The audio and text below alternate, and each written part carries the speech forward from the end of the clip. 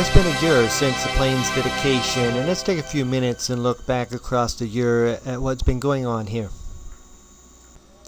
They had a special program thanking us for our help and asking us to please don't leave them without a plane to help them.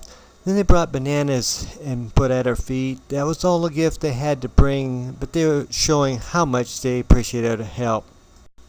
After the plane dedication, it sat on the ground for another 4 months trying to get paperwork straightened out. So we haven't been flying a total of a year yet, but in this year there have been countless trips to haul doctors out to see the various patients in the villages. Over 100 sick people hauled to the hospital for help, many too weak to even walk. Here you can see them hauling a lady that had appendicitis in a hammock to the plane. By looking at her, I knew she was very, very sick. I quickly flew her on to where there was a doctor. He took one look at her and told me she has to go get the operation quickly or she'll die. Together we flew her on to Ciudad Bolivar where she could have the operation. We were able to get in touch with the ambulance and have it there waiting when we got there and hurried to the hospital where she was operated on. Her appendix had burst and she was in bad shape. But by the next morning when I talked to the doctor, he said she would recover, and recently I have learned that she is doing fine back at home in her village again. We've made several food flights as well out to the villages. Here's a picture of a team from last year. We are thankful for each student missionary that was able to come and spend some time helping us here. Here are student missionaries who are giving special music. Everybody works together to do what needs done, and here we are working to bring poles from the jungle to build a fuel shed. Here you can see the plane sitting at the village of Huarauca on a little grass strip. We're loading a patient to take back to the hospital in Santa Elena. This little strip sits right on top of a ridge. It always has a nice little crosswind to keep you on your toes. Today we're here bringing a pastor for baptisms. There were 4 baptized that day.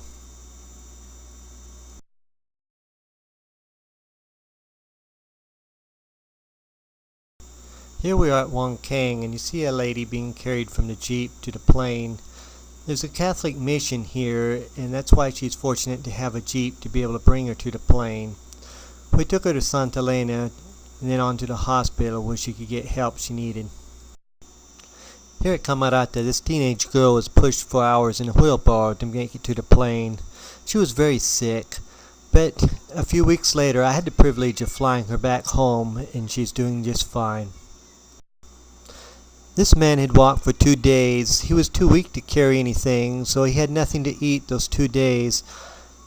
He could hardly get into the plane, but somehow he had made it there and we were able to take him to the hospital. This young man who had been out hunting and gotten bitten twice by a very poisonous snake. We were able to pick him up and get him to the hospital on time and was able to return him later to his home. All these patients that you've seen have been able to be returned home because of the help of the plane. Now for a look at the way we used to have to fuel the plane. We bring fuel in barrels and siphon it into these big containers. Then when we're ready to use it, we'd siphon it out into these jugs.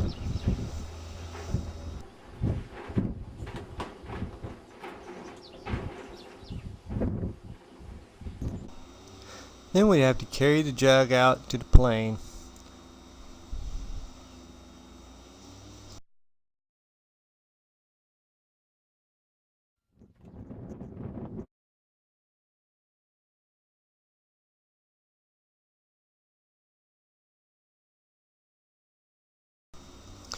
I used a towel to put on the wing to keep from scuffing the paint.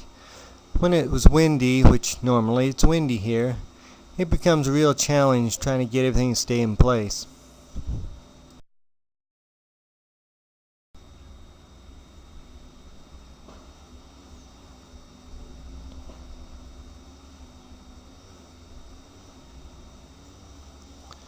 And then pick the jug up over your head. Once you get it that high, you just go ahead and put it up. It's too hard to do it again.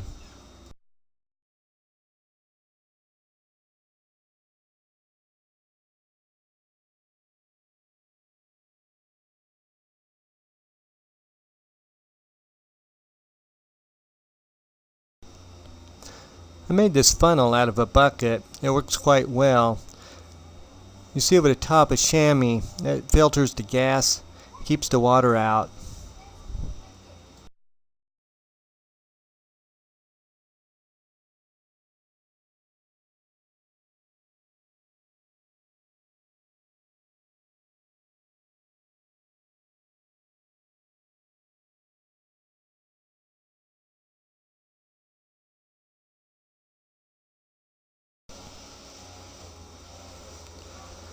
Then you crawl up on the plane, open the jug, and pour the fuel in.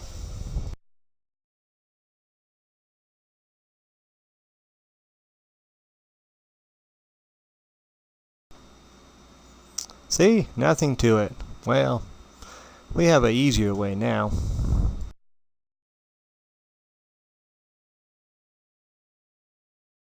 The plane now sits in a hangar with a fuel shed in the corner of it, and thanks to a dear friend of mine that purchased a fuel pump for me, I now only have to turn on the pump and watch the fuel flow into the wing. A big thanks to all those that helped, and a special thanks to a good friend of mine that coordinated the fundraising and the purchase of the power flow system. It now makes my life a little safer. This system is like putting headers on a car.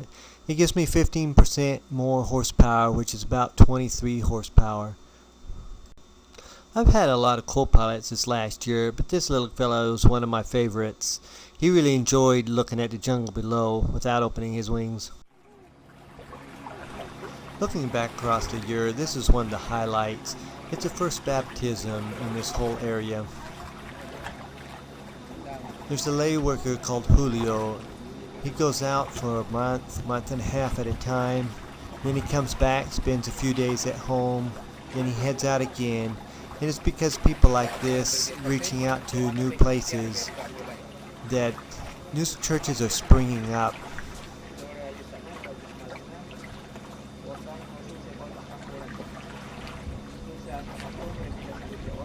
Since this baptism, there has been another one, and within a few days I'll be flying a pastor out for the third baptism in this area.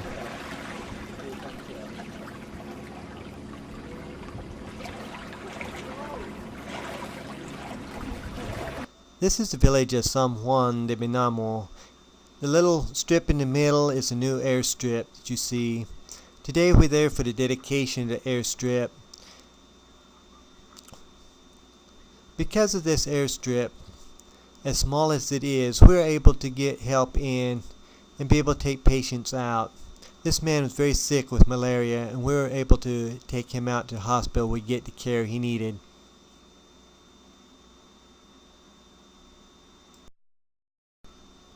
Not only the adults, but the children also, thank you for your help in this program. It's because of donations and your prayers and your support that makes these programs possible.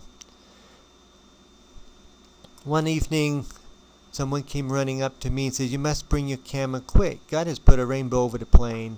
And sure enough, there it was, showing His love for us. Now we're starting into our second year of flights here. And as the sun comes up, I like to take you along as we go on our flights. Here we're coming into the village of San Miguel. We come across the river, and across the ridge we'll start descending down to the little airstrip. It has quite a hump in the middle, so we want to be quite slow. It's a lot of rain this time of year, and the runways are slick, so we want to make sure we're able to stop before we start down the other side of the hump.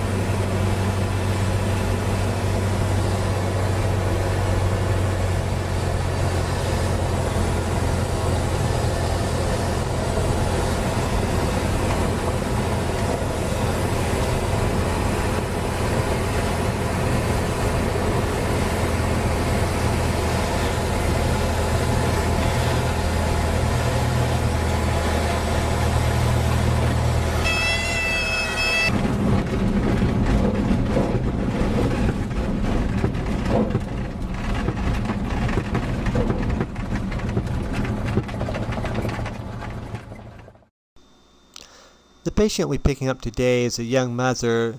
4 days before I got there, she'd had a baby. Well, somehow in the process, her pelvis was broke, and she wasn't doing very good. After a ride to the hospital and a few weeks stay there, she was able to return home. Most of the runways are short here, and this is no exception. As we get ready to take off, we pray for God's help and His protection.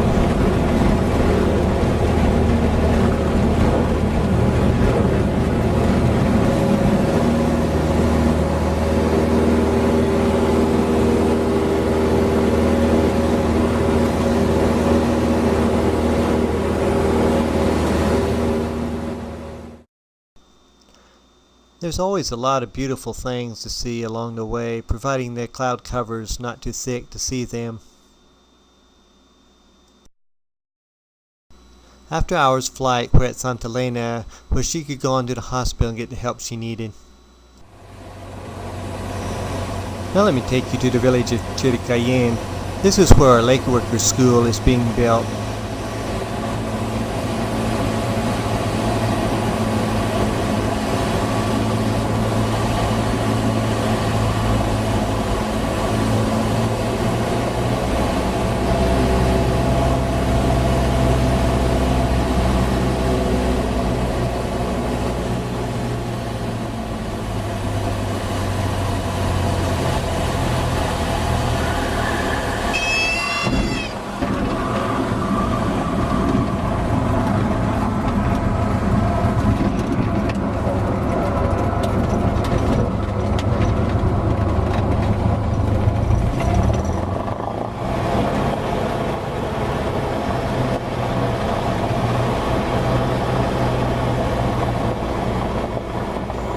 It rains a lot this time of year, and as we turn around you can see our tracks. The runway is quite muddy and slick.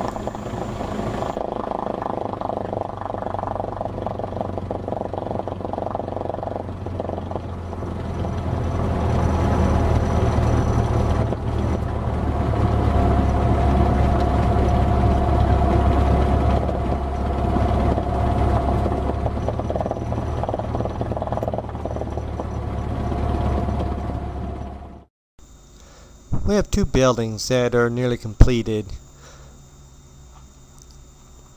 You can see in this one there's lumber stacked underneath. There's enough lumber cut now to complete the walls and floor of one, and soon there'll be enough for the second one. We'll let you take a look from outside, then you can ride along as we take off from this little strip.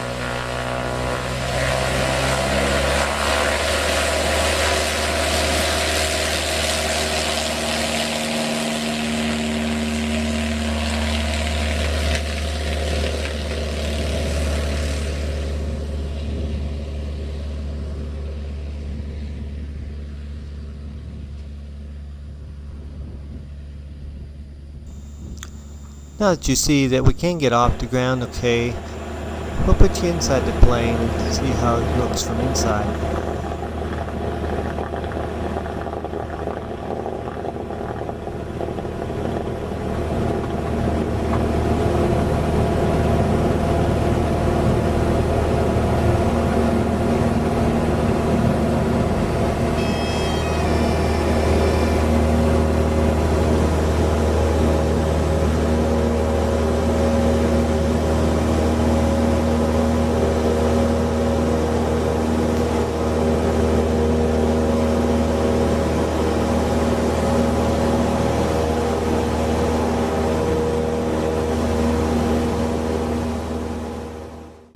There's a lot of rain in the area, changing weather very rapidly. Sometimes you just have to put down in the closest place you can and wait for the rain to go by before you go on your way again. This flight, we're taking our lay workers from Chiricayen out to a village called Paracupi. It's the closest place to where he works that we can get him.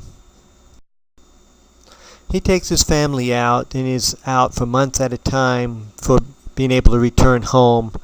Here you see Paracupi as we circle over it. There's about 300 people that lives here with the village runway along the side. We'll let you out and watch from the ground this time as we land. Have a ridge to clear, and then you come through the slot in the trees to a little short strip.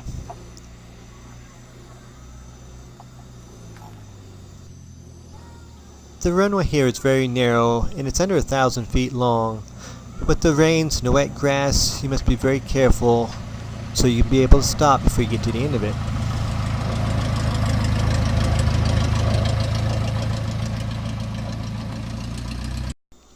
Always push the plane back as far as I can get it. Give me a little extra run to get back off the ground again. And the kids always come running out to help push it back. And then they stand behind it as I start it to enjoy the breeze. This trip we'll let you watch from the ground as they take off again, heading back towards home.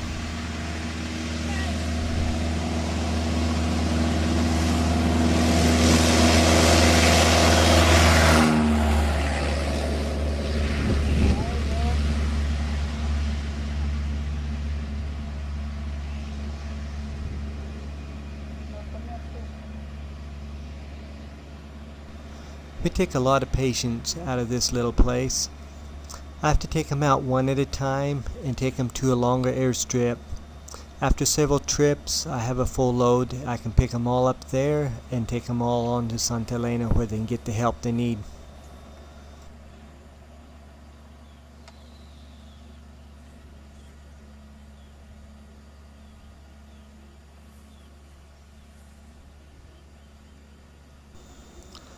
As we take off, we fly over a little river that's off the end of the runway. It's the only water the lay worker has for bathing and for drinking, and it's very muddy this time of year. This is a new little village, just getting started. It's Uricaima. This trip we're taking a pastor out for baptisms. You see a plane sitting on the runway. Yeah, sometimes it's hard for me to tell where the runways are too. They bring a little dugout across the river, pick us up, take us to the other side. As we climb the hill and look back, we can see the plane sitting on the airstrip below. Their houses aren't much yet, but they're like a lot of villages, just a roof, not much else. This is the kitchen.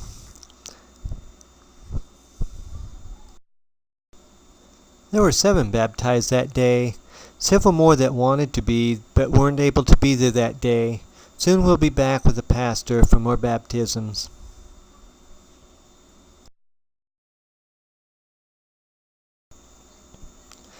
It's getting towards evening, and we must hurry before dark.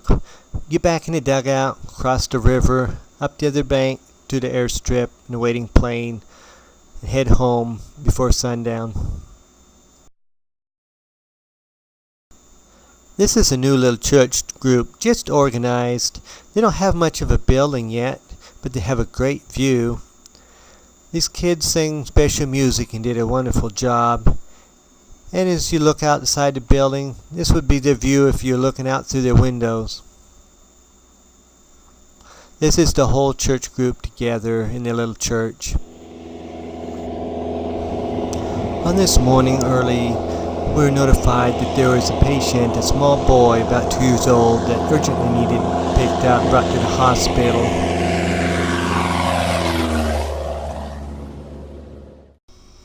You never know for sure what you're going to find when a call like this comes in. And as I flew along, I prayed that we would be able to help. After hours flight, I was circling over the village and lining up for the approach to come in.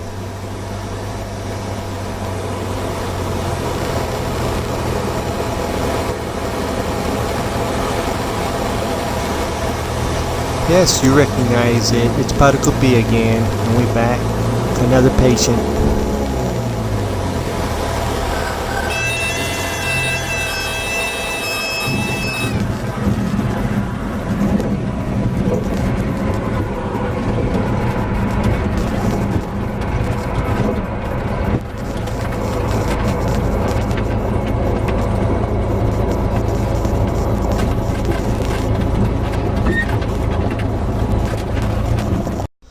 What I found was this little boy. A tree had fallen on him and his family while they were sleeping.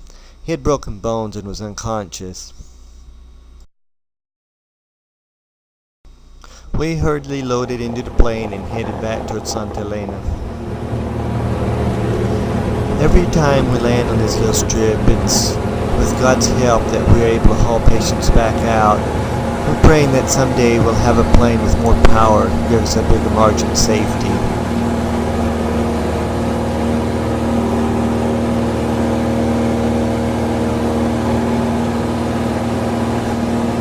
As we cleared a ridge, I relaxed a little and wiped the sweat off the palms of my hands. Then turned my attention to the weather, which isn't looking too good today. With God's help, we find a way through and around the storms, and we're able to get him to the hospital. There's a lot of beauty here. The beautiful tropical flowers, the big majestic mountains, the beautiful waterfalls.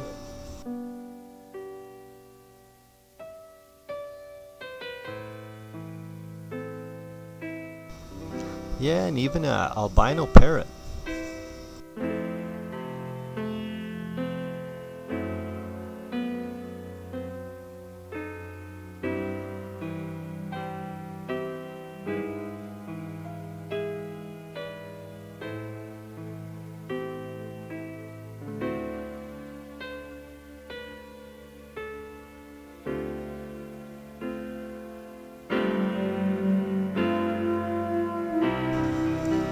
Angel Falls, the tallest falls in the world.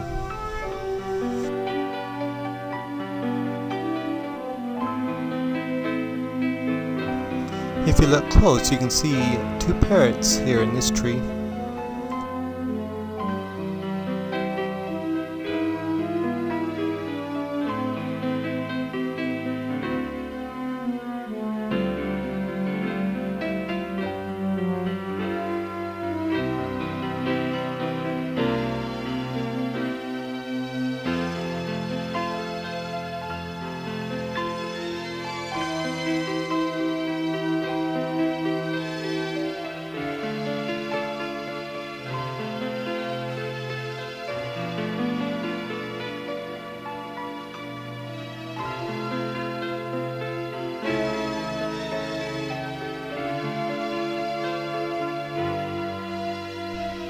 The rocks here at this waterfall are jasper.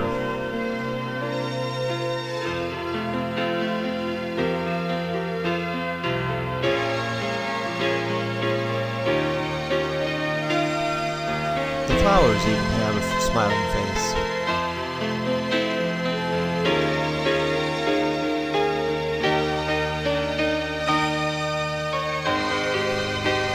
But all the beauty doesn't compare to the joy and beauty they gave me the day I was able to take this little fella back home, now well and strong.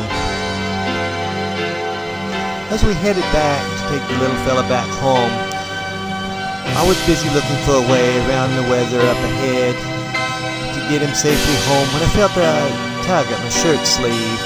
I looked up in the face of this little boy. It was so excited and happy to see the sunlight shining through the cloud. It was such joy to see this little fella so happy and well again. And I knew it was because God had sent us there to help that he was able to have a chance at life again. There'll be more days with more new little strips, challenges, more sick patients to load into the plane and haul to help.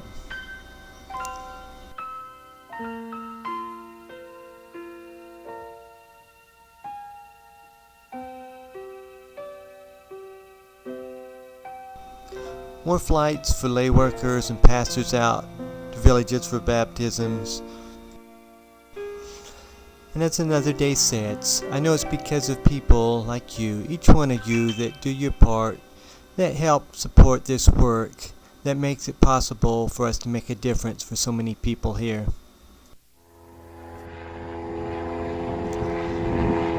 And once again, as I head out across the jungles, I want to thank each one of you for making it possible to make a difference for so many people here.